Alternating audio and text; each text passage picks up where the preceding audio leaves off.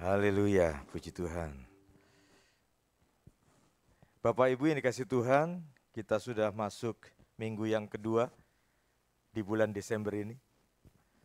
Ya, kalau udah bulan Desember kita lihat pohon Natal ya. Tentunya setiap kita rindu di tahun ini kan, baru Natalan secara onsite ya Pak ya. Kemarin-kemarin kita masih online, dibatasi, tapi tahun ini kita akan merayakan Natal secara onsite minggu depan ya Pak ya, di sini ya. Nah kita lihat dulu tuh, sekarang yang nyambut Natal seperti apa tuh. Kita jalan-jalan dulu ya. Wah ini, coba diklik lagi, di mana kita mau lihat mereka menyambut Natal dengan cara apa. Wah, Senayan City seperti ini. Lanjut. Iya, Grand Indonesia. Ya, seperti ini. Lalu, nah ini Central Park, Mall. Sambut Natalnya seperti ini. Lanjut lagi. Margonda City. Wah, luar biasa. Lanjut lagi. Mall Taman Anggrek. Lanjut. Lipo Mall Puri. Lanjut lagi. Kita jalan-jalan dulu. Mall of Indonesia. Ya. Mana lagi? Coba lihat. Nah, itu saya. Minggu lalu ya, minggu lalu. Ada di Malaysia. Ya, Malaysia seperti itu luar biasa loh, saya kaget juga. Itu di Menara Kembar ada pohon Natal segede apa tahu ya. Ya puji Tuhan kemarin dikasih kesempatan dengan anak-anak sekretariat BPD ke Malaysia Bapak sekalian. Kenapa ke Malaysia? Nagih utang anak-anaknya Bapak sekalian. Ya 4 tahun lalu apa 3 tahun lalu mereka mau diajak jalan-jalan ke luar negeri, rupanya ada seorang hamba Tuhan. Kemudian dikatakan urus paspor semua, urus paspor Bapak sekalian. Nah berapa waktu yang lalu, bulan lalu, Pak kita udah punya paspor semua belum ada stempelnya katanya. Dengan kata lain belum pernah dipakai. Dan akhirnya ya saya sebagai kepala kantor sekretariat di BPD, gimana ya, kasihan juga kalau udah mau ke daluarsa nggak kepakai itu, nggak distempel itu paspor. Kemudian saya iseng-iseng mau buat proposal Bapak sekalian. Tapi begitu lagi lihat ada hamba Tuhan datang lagi bikin apa Pak Agus? Ini anak-anak katanya pengen paspornya ada stempelnya, saya bilang gitu kan. Lalu saya bikin semuanya, belum selesai saya print, udah itu nanti semua dari saya katanya ya. Dan akhirnya kita berangkatlah sudah. Ya puji Tuhan ya, Tuhan cukupkan semua, pesawat, hotel, main semua disponsori oleh hamba Tuhan tersebut. Puji Tuhan. Nah, saya ada di sana kemarin kesempatan dampingi anak-anak. Lalu kita lihat bagaimana tradisi yang lain menyambut Natal. Nah, ini tradisi di Portugal, Bos sekalian ya. Kita lihat di sini, jangan cuma nonton bolanya aja Portugal ya. Kita lihat juga. Pada saat makan malam, keluarga di Portugal akan menyediakan tempat ekstra yang diperuntukkan bagi anggota keluarga yang telah meninggal. Nah, aneh-aneh aja ya. Konon hal tersebut dilakukan agar keluarga mengalami nasib baik selama tahun ke depan. Lalu di Jepang, untuk sebagian besar orang Jepang, tradisi Natal adalah makan malam di Kentucky Fried Chicken. Ini sangat populer, bahkan pemesanan mungkin harus dilakukan untuk makan malam di KFC ya. Lalu tradisi Natal di Ceko, ya perempuan Ceko yang belum menikah meramalkan masa depan hubungan mereka ya tahun depan. Berdiri depan pintu sambil punggung menghadap ke pintu dan melemparkan salah satu sepatu melewati bahu. Kemudian Bapak Ibu sekalian ada lagi di Venezuela. Jemaat menghadiri misa pagi antara tanggal 16 sampai 24 Desember. Ini bukan hal aneh, sebagian besar warga Katolik yang tidak biasa adalah cara mereka masuk gereja. Mereka menggunakan sepatu roda. Jalan-jalan akan diblokir untuk lalu lintas ya kendaraan sampai pukul 8 pagi. Wah, itu cara mereka menyambut Natal. Bagaimana dengan kita hari ini? Minggu depan kita akan merayakan Natal di tempat ini. Nah, saya akan sampaikan firman hari ini adalah sikap hati menyambut Natal. Ya, Bapak sekalian, kita akan membaca dari Matius 2 ayat 1 sampai 2 dan kita juga akan membaca ayat 11 dan 12. Saya akan bacakan. Sesudah Yesus dilahirkan di Bethlehem di tanah Yudea pada zaman Raja Herodes, datanglah orang-orang Majus dari timur ke Yerusalem dan bertanya-tanya di manakah dia, Raja Yahudi yang baru dilahirkan itu. Kami telah melihat bintangnya di timur dan kami datang untuk menyembah dia. Ayat 11, maka masuklah mereka ke dalam rumah itu dan melihat anak itu bersama Maria ibunya, lalu sujud menyembah dia. Mereka pun membuka tempat harta bendanya dan mempersembahkan persembahan kepadanya, yaitu emas, kemenyan, dan mur. Dan karena diperingatkan dalam mimpi supaya jangan kembali kepada Herodes, maka pulanglah mereka ke negerinya melalui jalan lain. Bapak Ibu yang dikasihi Tuhan, sikap hati yang perlu kita teladani dari orang Majus pada pagi hari ini adalah yang pertama, sikap hati yang percaya. Ya, orang Majus yakin bahwa Yesus yang dilahirkan itu raja, sekalipun tidak ada tanda-tanda secara kasat mata yang menunjukkan bahwa dia raja. Boleh buka masker ya Pak, ngap saya ini. Iya, dari pagi ditutup aja mulutnya Bapak sekalian ya. Saya udah ibadah yang kedua hari ini ya, puji Tuhan. Jadi next itu PowerPoint-nya. Jadi sikap hati yang pertama yaitu sikap hati yang percaya. Ya lanjut lagi, itu masih lewat terus. Lagi. Nah, sekali lagi. Iya itu, sampai di situ bahwa orang Majus itu punya sikap hati yang percaya. Sekalipun secara kasat mata mereka tidak melihat bahwa ada tanda raja. Tapi dia tetap percaya karena itu bintang besar. Mereka telah belajar dari dahulu, percaya dari dahulu bahwa kalau ada bintang besar ini pasti ada raja besar yang datang. Tapi faktor lain tidak mendukung. Lahirnya di Bethlehem, kota kecil, kota miskin. Kemudian telah sampai lahirnya di kandang domba dan lain sebagainya. Tidak ada bukti secara kasat mata yang menunjukkan bahwa Yesus yang lahir itulah raja saat itu. Namun bintang yang besar menunjukkan raja yang besar yang akan datang. Hidup ini tidak boleh terpaku Bapak sekalian hanya kepada apa yang kita lihat, kasat mata kita. Tapi kita juga harus memiliki kacamata iman. Amin. Amin. Bapak Ibu kalau dengar hari-hari ini nih, ngeri ya, kemarin sampai 34 kali Jokowi bilang bahwa tahun depan adalah tahun apa? Enggak pada nonton TV juga ya. Tahun gelap katanya diramalkan, tahun gelap katanya. Ya, tahun gelap 34 kali ngomong tuh di siarannya. Ya. Diramalkan ke zaman dulu ada yang tukang ramal tuh siapa tuh ya? Mama Loren apa siapa tuh ya dulu ya? Kita nggak dengar lagi karena sudah tidak ada, sekarang tinggal Mama Lemon gitu ya. Jadi diramalkan tahun depan itu tahun gelap. Secara kasat mata yang dilihat sekarang memang perekonomian sedang terguncang. Dan dia lihat, wah tahun depan tahun gelap. Tapi kita lihat Bapak sekalian, orang-orang percaya yang punya kacamata iman tetap memandang kepada Tuhan, percaya kepada Tuhan yang telah menyertai kita sepanjang tahun 2020, pasti menyertai tahun depan juga. Amin. Amin. Sebab apa? Kalau kata pakar itu Bapak sekalian, yang namanya kumbang itu nggak bisa terbang. Ya kan? Karena badannya besar, sayapnya kecil kan? Tapi kalau kupu-kupu pasti bisa terbang. Ya, badannya kecil, sayapnya besar. Pertanyaannya kenapa kumbang sampai hari ini bisa terbang? Ayo. Kok tegang semua sih itu? Kenapa sekalian?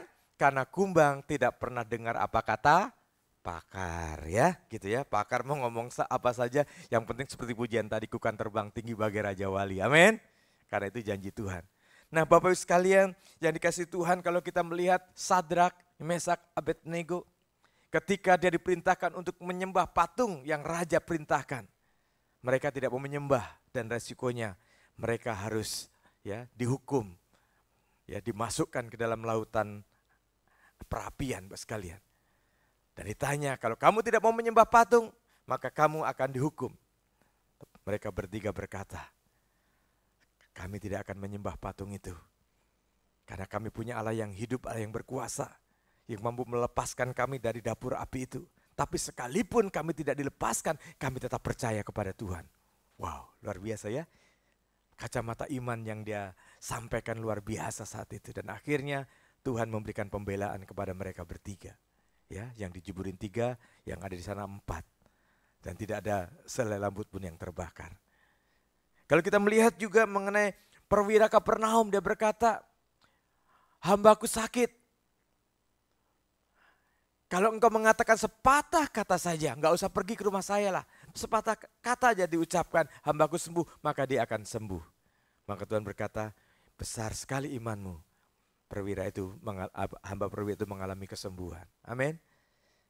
Dunia boleh berkata apa saja buat kita, tapi kita pegang firman Tuhan. Amin. Kita punya kacamata iman. Tuhan sanggup memberikan pertolongan kepada kita. Seperti wanita yang meleleh darah sekian tahun. Semua harta bendanya sudah habis buat sekalian untuk mengobati dan dia tidak menemukan kesembuhan. Dan dia punya kacamata iman yang luar biasa. Asal saja ku jamah jubahnya, aku pasti sembuh. Dan akhirnya seketika itu dia mengalami kesembuhan. Amin. Kita bersyukur kepada Tuhan yang luar biasa. Allah Immanuel. Immanuel itu bukan saja menyertai, tapi membawa kita, memimpin kita, menggandeng kita masuk tahun yang baru. Amin. Sehingga di tahun 2023 kita terpercaya, tahun 2022 aja Tuhan sertai luar biasa, pandemi boleh terjadi, kita tetap ada sampai hari ini. Apalagi tahun 2023 pasti Tuhan lebih lagi menyertai. Amin. Sebab itu adalah janji Tuhan kepada kita. Jadi sikap yang kita ambil dari orang-orang Majus itu adalah sikap yang luar biasa yang dia miliki, yaitu sikap hati yang percaya. Kita makin percaya, amin. Amin. Kita tingkatkan iman kita sudah di penghujung tahun ini. Kita tetap kuatkan iman percaya kita dan kita akan memasuki tahun yang baru dengan kekuatan Allah, dengan pimpinan Allah, dengan penyertaan Allah, dengan bimbingan Allah. Dan kita bisa lewati nanti bersama dengan Tuhan. Amin. Lalu hal yang kedua yang dapat kita teladani, sikap yang rendah hati. Ayat 11 dikatakan, maka masuklah mereka ke dalam rumah itu dan melihat anak itu bersama Maria ibunya. Lalu sujud menyembah dia. Mereka pun membuka tempat harta bendanya dan mempersembahkan persembahan kepadanya, yaitu emas, kemenyan, dan mur. Kita melihat bahwa orang Majus bukan hanya percaya, tapi lebih dari itu, ia memiliki hati yang rendah, Bapak sekalian. Jika kita mendengar orang Majus yang kita ingat hanya persembahannya emas, kemenyan, dan mur. Tapi kita melihat di sini bahwa orang Majus itu punya kerendahan hati. Dia rendahkan hati di hadapan Tuhan. Dia datang kepada Tuhan, dia tunduk. Bapak sekalian kalau yang pernah pergi ke Israel, nah kalau Pak Gembala sudah bolak-balik ya ke Israel. Maka tatkala kita dibawa di mana tempat Tuhan Yesus lahir, maka itu pintunya pendek sekali. Jadi setiap orang yang masuk mesti harus nunduk buat sekalian. Ya. Nah, Bapak yang dikasih oleh Tuhan, orang Majus punya sikap kerendahan hati yang luar biasa. Dia sujud menyembah, mengakui bahwa Yesus adalah Raja. Seringkali kita ingat hanya emas, kemenyan, dan mur. Lebih dari itu dia sujud merendahkan diri di hadapan Raja di atas segala raja. Dia percaya bahwa Yesus adalah Raja. Nah, betapa seringkali kita datang kepada Tuhan ya dengan sikap yang tidak hormat seperti orang Majus ini. Ya, kita mau datang beribadah, mau berjumpa dengan Tuhan. Ya, kita juga harus mempersiapkan sesuatu yang baik buat Tuhan. Amin. Amin. Betapa seringkali ya kita menganggap ya cuma gereja biasa-biasa saja. Tuhan Yesus hadir di tempat ini dan kita berjumpa dengan Tuhan secara pribadi lewat doa penyembahan kita, lewat firman Tuhan yang kita dengar, dan kita boleh senantiasa ada di hadapan Tuhan dengan kerendahan hati. Saya hari ini ada semua karena pertolongan dan anugerah Tuhan. Amin. Ya, orang Majus punya sikap rendah hati. Seringkali Bapak sekalian kita ini lebih pintar dari Tuhan. Seorang filsuf Yahudi berkata, kenapa manusia tidak dapat melihat Allah? Karena Allah terlalu rendah dan manusia terlalu tinggi, Bapak sekalian. Allah yang tinggi telah merendahkan diri padahal menjadi manusia. Yang kita lihat di peristiwa Natal itu. Allah yang maha besar, Allah yang maha mulia rela datang ke dalam dunia ini. Ia merendahkan diri. Tapi kita yang debu tanah seringkali lebih pintar dari Tuhan. Kita seringkali menyombongkan diri bahwa kita ada pada semua karena anugerah Tuhan, Bapak sekalian. Betapa seringkali ya sikap seperti ini ada dalam kehidupan kita. Dan biar saya percaya di tempat ini kita berkata semua hanya karena anugerah Tuhan. Amin. Kita ada semua karena anugerah Tuhan. Bukan karena kekuatan kita, bukan karena kepintaran kita. Karena kita tahu kita terbatas. Tanpa Tuhan kita tidak bisa berbuat apa-apa, tapi bersama dengan Tuhan kita bisa. Amin. Amin. Oleh sebab itu jangan tawar hati, jangan kecut ya menghadapi tahun depan. Tetap penyertaan Tuhan tidak pernah ya lalai. Tuhan senantiasa menyertai kita. Ya betapa sering kali ya Tuhan itu menjadi ya tambal butuh buat kita. Kalau lagi perlu kita cari Tuhan. Ya. Bukan jadikan Tuhan itu pusat kebutuhan kita, tapi jadi tambal butuh. Lagi kepepet baru cari Tuhan. Ya. Lagi perlu ini cari Tuhan. Kadang-kadang kita lebih pintar dari Tuhan. Seperti ada sebuah cerita seorang petani. Wah, dia lagi habis macul, capek gitu ya. Lalu dia istirahat di bawah pohon. Dia lihat, wah ini pohon besar sekali. Ya, dan dia lihat, wah ternyata ini adalah pohon lengkeng. Pohon lengkeng itu pohonnya besar, buahnya kecil-kecil. Pohon lengkeng. Lalu dia nengok ke bawah. Nah itu ada pohon semangka. Batangnya kecil, buahnya besar. Tuhan salah taruh ini. Mestinya buah lengkeng sebesar buah semangka ini. Wah dialokasikan melamun begitu, tiba-tiba dia tertidur. Nah waktu tertidur dia terbangun karena ada buah lengkeng jatuh di atas kepalanya. Beletak. Untung buah lengkeng kecil. Coba kalau gede nggak bangun lagi Bapak sekalian ya. Nah betapa sering kali kita mengajari Tuhan. Kalau Tuhan mau tolong jalannya seperti ini. Dan kadang-kadang pertolongan Tuhan sudah ada di depan mata, kita nggak sadar. Karena kita atur dengan pikiran kita. Wah kalau Tuhan tolong lewat ini, lewat ini, lewat ini. Bapak sekalian, Tuhan itu punya banyak macam cara untuk menolong kita. Amin. Jangan batasi Tuhan. Tuhan punya banyak macam cara untuk menolong kita. Seringkali pertolongan Tuhan itu nggak sesuai dengan pikiran kita. Padahal itu ada jawaban di situ. Seperti waktu bangsa Israel mengerang, waduh capek sudah ditindas oleh bangsa ini. Dan akhirnya dikirim Musa. Nggak dianggap Musa. Padahal itu pertolongan Tuhan yang akan membawa mereka keluar dari Mesir. Betapa sekali seperti itu. Kita melihat ya orang-orang Majus ini punya sikap yang ya rendah hati di hadapan Tuhan. Saya ada, semua ada. Biar pagi hari berkata semua karena anugerah Tuhan. Amin. Amin. Tetap semangat. Semangat Bapak sekalian. Lalu yang ketiga. Ini yang sangat penting. Sikap hati yang menyembah. Tadi ayat 11 kita telah membacanya. Yang Tuhan cari adalah hati yang menyembah Bapak sekalian. Orang Majus bawa emas dan kemenyan dan mur. Tapi yang Tuhan lihat lebih dari itu adalah sikap hati yang menyembah. Oleh sebab itu tatkala kita di tempat ini, di gereja ini, kita memuji menyembah Tuhan. Biar kita punya sikap yang benar di hadapan Tuhan. Tuhan suka dipuji. Amin. Tuhan suka disembah. Oleh sebab itu biar kita terus memuliakan menyembah Tuhan. Dengan kebenaran yang disampaikan firman Tuhan dengan roh dan kebenaran. Sehingga penyembahan kita boleh menjadi dupa yang berbau harum di hadapan Tuhan. Bapak sekalian. Sujud menyembah Dia. Memuji dengan hati yang tulus. Ya. Kita angkat tangan. Kita tepuk tangan, kita angkat tangan menyembah dengan hati yang tulus. Bahwa kita mau menyembah Allah yang maha kuasa, Allah yang maha tinggi, Allah yang layak disembah. Dan saya percaya kalau kita memuji dan menyembah Tuhan dengan hati yang tulus, maka sementara kita memuji Tuhan, menyembah Tuhan, mujizat pasti terjadi. Amin. Amin. Yang sakit disembuhkan, yang lemah dikuatkan. Karena kita tahu Tuhan bertata di atas pujian kita. Apakah semuanya untuk Tuhan kalau kita memuji dan menyembah Tuhan? Jadi pertanyaan kita. Betapa seringkali waktu kita memuji kita ingat, kompor udah dimatiin apa belum ya? Ya kan? Seringkali ibu-ibu begitu tuh, telepon anaknya lagi. Mama tadi lupa kompor dimatiin apa belum? Om lagi sedang menyembah Tuhan, ingat kompor di rumah Bapak sekalian ya. Biar kita semua ya yang hadir pada pagi hari ini, kita ibadah karena kita mencintai Tuhan. Amin. Karena Tuhan lebih dulu mencintai kita. Allah yang maha mulia, Allah yang maha agung, rela datang ke dalam dunia ini. Hanya satu tujuannya, untuk menebus dan menyelamatkan kita. Lalu Bapak sekalian yang keempat, sikap hati yang berkemurahan. Ada pepatah berkata, engkau dapat memberi tanpa cinta, tetapi engkau tidak bisa mencintai tanpa memberi. Orang Majus itu bawa emas, kemenyan, dan mur.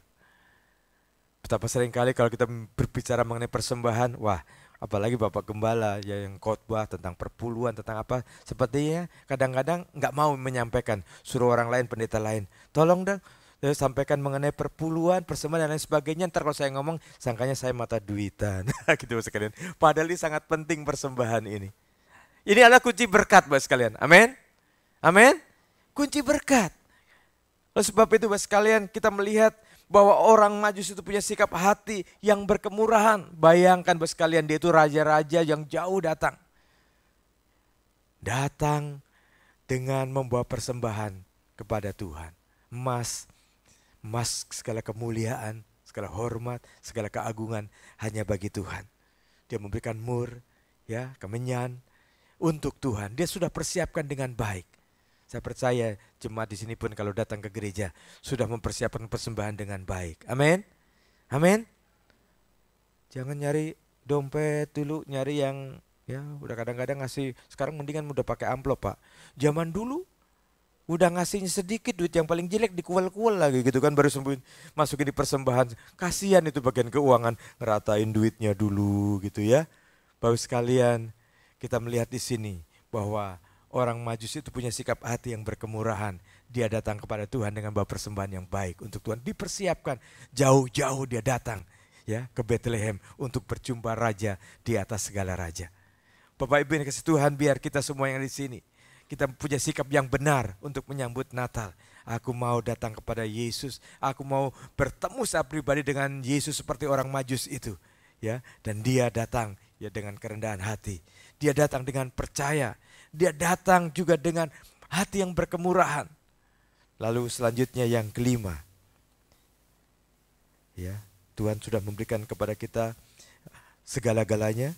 Ya, sebelum masuk yang kelima, kita akan melihat Yohanes 3:16. Karena begitu besar kasih Allah kepada dunia ini, sehingga ia telah mengaruniakan anaknya yang tunggal, supaya barang siapa percaya kepadanya tidak binasa, melainkan memperoleh hidup yang kekal. Kita telah menerima mujizat terbesar dalam kehidupan kita, yaitu keselamatan. Mujizat terbesar itu bukan orang sembuh dari sakit. Bukan kita dapat berkat yang besar. Berkat mujizat terbesar dalam kehidupan kita adalah kita menerima keselamatan yang datang daripada Tuhan. Amin. Betapa seringkali ya kita melihat banyak orang mencari keselamatan dan sampai hari ini gak menemukan. Berapa bulan lalu saya dapat berkat besar buat sekalian, yaitu ponakan saya yang ngajar di pesantren. Dia terima Yesus sebagai Tuhan dan Juru Selamat. Saya akan saksikan ceritanya, sangat simpel. Jadi waktu itu dia mendapatkan satu penglihatan saat dia antara tidur dan tidak tidur di bawah satu tempat. Di mana tempat itu adalah seperti ada mimbar yang besar seperti dan cahaya yang terang sekali. Dan dia dibawa ke situ. Nah begitu dia nengok ke belakang ada bangku-bangku seperti ini.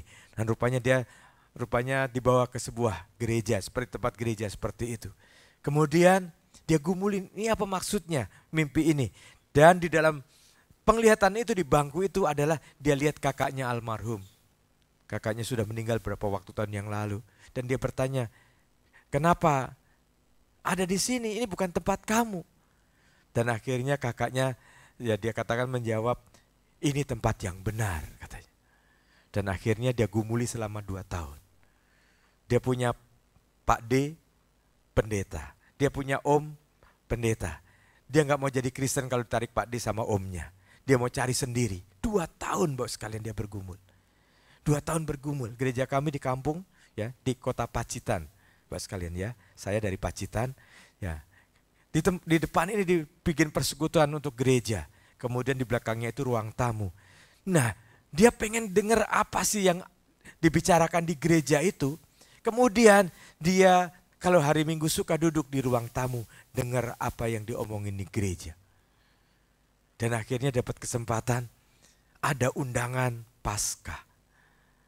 Lalu didorong oleh hatinya, saya mau hadir Paskah. Lalu di undangan itu dikatakan ada perjamuan kudus. Dia gak ngerti apa perjamuan kudus. Dia googling itu perjamuan kudus. Dia guru PNS ya. Jadi dia ngerti gitu-gitu, dia googling itu apa itu perjamuan kudus. Dan akhirnya wah gak sembarangan rupanya ambil perjamuan kudus. Perjamuan kudus itu luar biasa, nggak boleh sembarangan ambil perjamuan kudus. Dan dia baca terus Bapak sekalian. Dan akhirnya apa yang terjadi? Wah, saya hari Minggu besok pas hari Paskah, kan banyak orang, kalau saya masuk kan nggak terlalu kelihatan gitu ya. Jadi dia datang ibu ke gereja.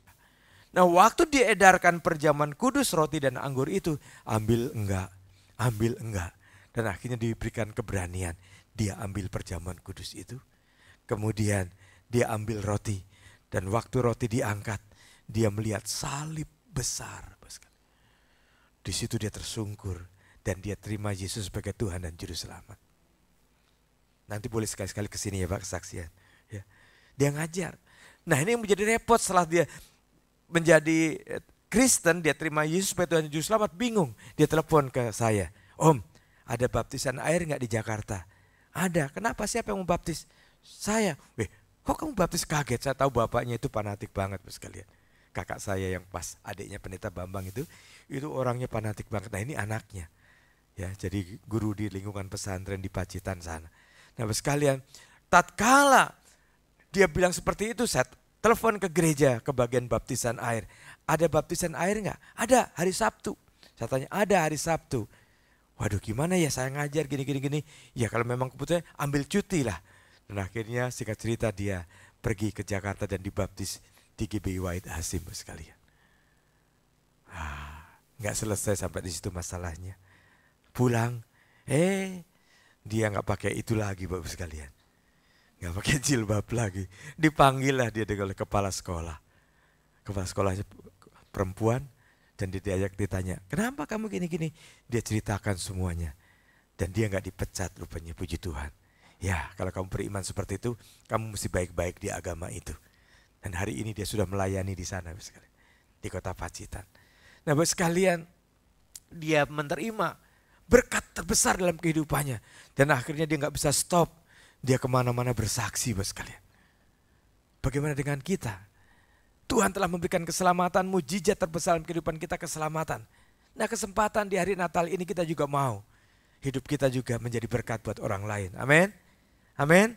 Siapa yang merasa diri atau sudah yakin diselamatkan, angkat tangan. Puji Tuhan. Tidak ada keselamatan di luar Kristus.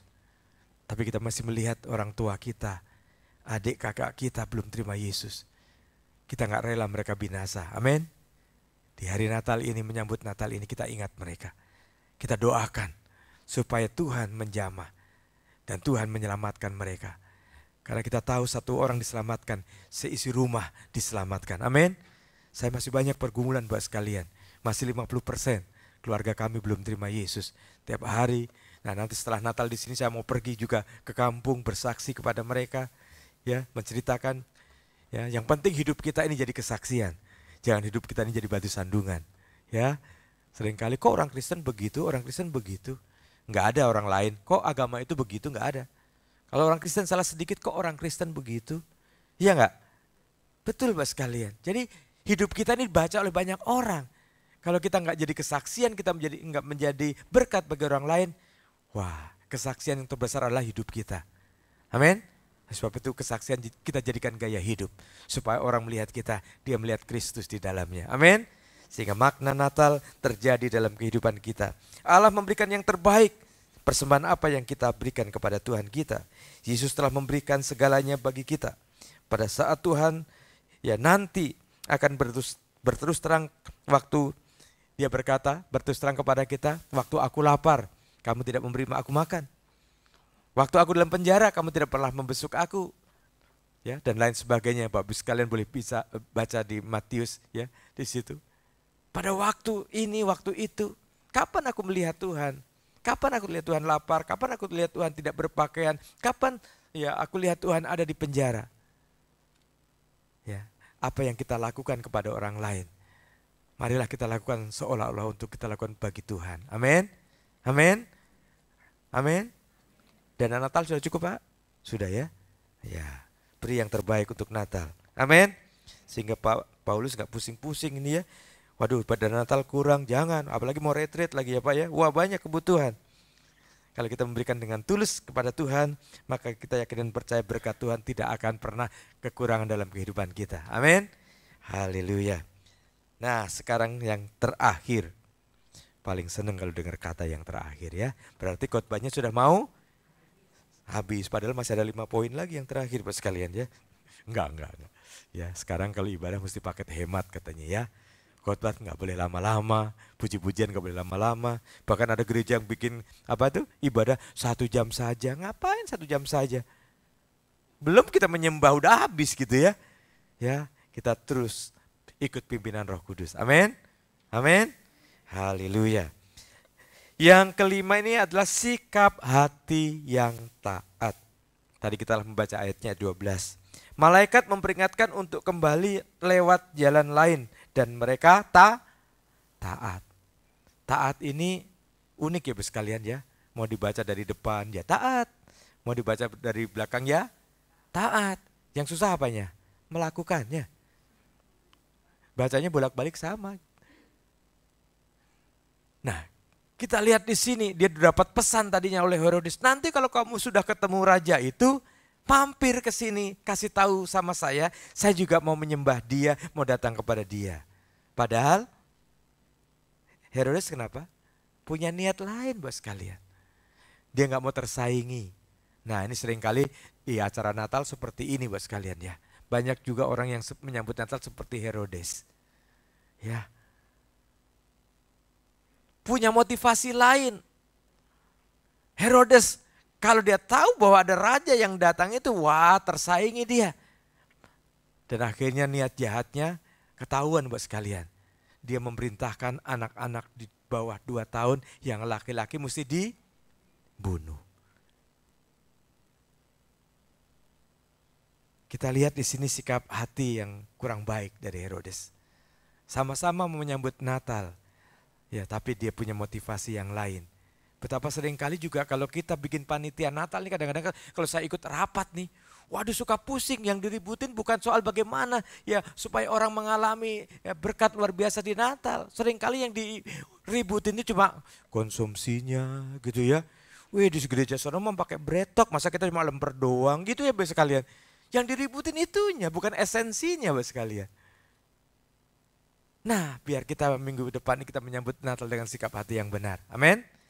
Dengan hati yang taat seperti orang Majus ini. Tuhan perintahkan, Tuhan berkata kepada dia, jangan lewat jalan itu lagi. Tapi kamu harus pulang lewat jalan lain. Bisa ibu bayangkan, orang Majus itu bukan orang daerah situ. Tahu jalannya, bahwa waktu dia datang tahu karena dipimpin oleh bintang yang besar itu. Tapi pulangnya Bapak sekalian. Suruh lewat jalan lain. Kita lihat di sini kalau orang yang taat senantiasa, Tuhan sanggup memberikan jalan keluar. Amin. Tuhan sanggup memberikan pertolongan sehingga bahaya apapun tidak menimpa dia. Sehingga dia lewat jalan lain dan akhirnya dia sampai di kotanya. Bapak sekalian, ya biar kiranya Natal ya tahun ini memberikan kepada kita suatu hati yang taat kepada Tuhan. Biar kita melakukan perintah Tuhan.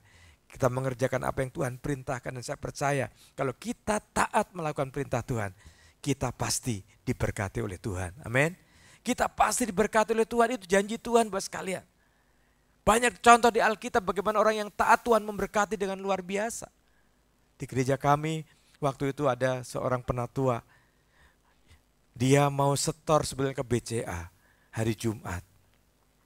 Tapi begitu sampai di BCA sudah jam 3 lewat, dia lupa kalau hari Jumat itu cuma sampai jam 2 atau jam 3.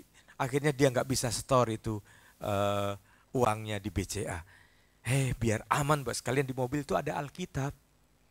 Jadi uangnya dimasukkan ke dalam Alkitab.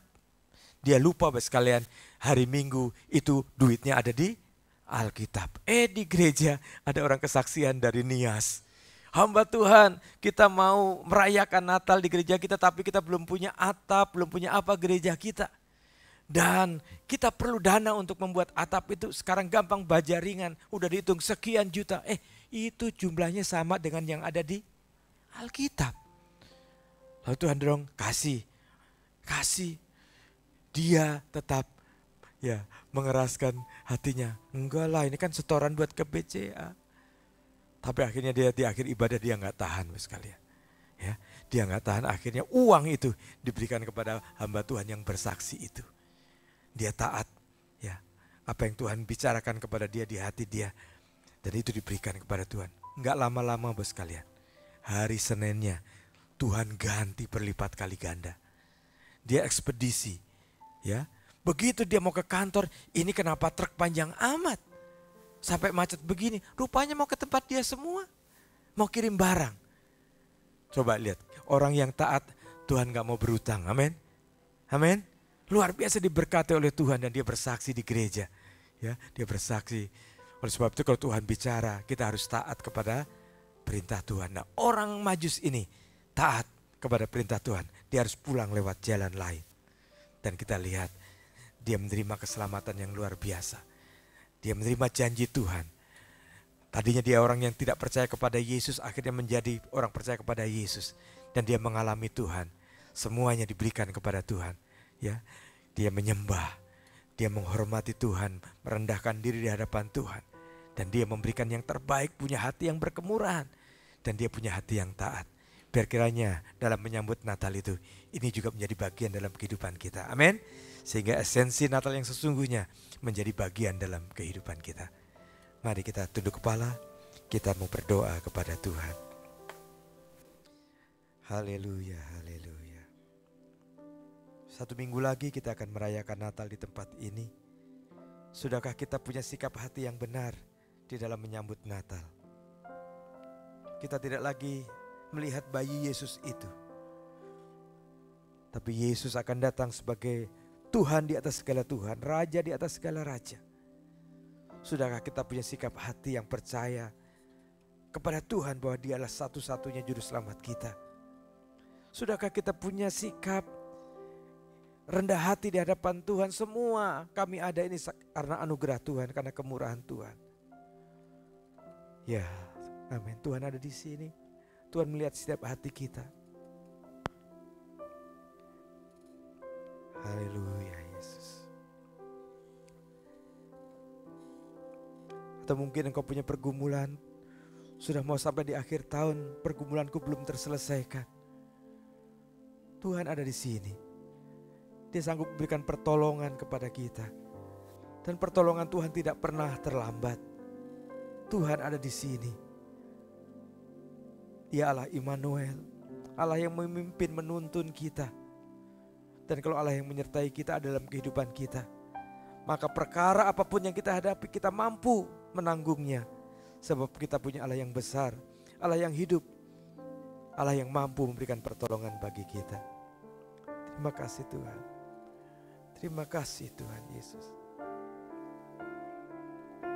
Kita ambil saat teduh di hadapan Tuhan. Tuhan, biar kiranya Natal tahun ini menjadi Natal yang luar biasa dalam kehidupanku.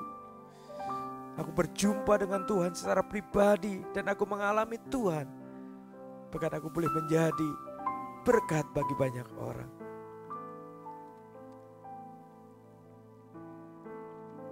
Terima kasih Tuhan Yesus. Kami bersyukur pada pagi hari ini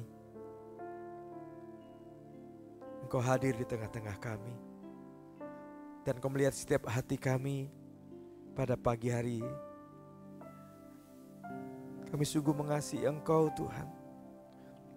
Kami ada di sini karena kami mengasihi Engkau, karena Engkau lebih dulu mengasihi kami. Engkau Allah yang agung, Allah yang mulia, Allah yang besar, rela datang ke dalam dunia ini. Satu tujuannya untuk menyelamatkan hidup kami. Engkau telah membayar kami dengan harga yang mahal di atas kayu salib, sehingga kami yang seharusnya binasa boleh mengalami hidup di dalam Engkau ya Tuhan, hidup kekal di dalam Engkau. Engkau telah memindahkan kami dari maut ke dalam hidup yang kekal itu.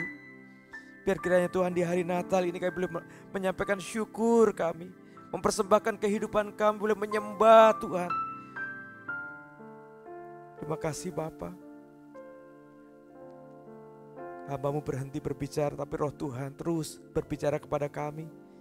Sehingga Natal kali ini tidak terlewati begitu saja, tapi boleh mengalami hal-hal yang luar biasa, hal-hal yang dahsyat, mengalami terobosan baru dalam kehidupan keluarga, pekerjaan, usaha kami. Karena kami tahu Tuhan Engkau Allah yang tidak pernah habis untuk menolong kami. Tuhan punya cara begitu banyak untuk menyelesaikan setiap pergumulan, persoalan kami. Terima kasih Bapak, kami percaya tahun ini akan kami akhiri bersama dengan Tuhan. Dan kami akan menapak di tahun yang baru bersama dengan Tuhan. Tuhan yang menuntun kami, Tuhan yang menjanjikan kemenangan bagi kami. Dan itu menjadi bagian dalam kehidupan kami. Di dalam nama Tuhan Yesus Kristus kami berdoa dan mengucap syukur. Katakan bersama, amin, amin. Tuhan Yesus memberkati.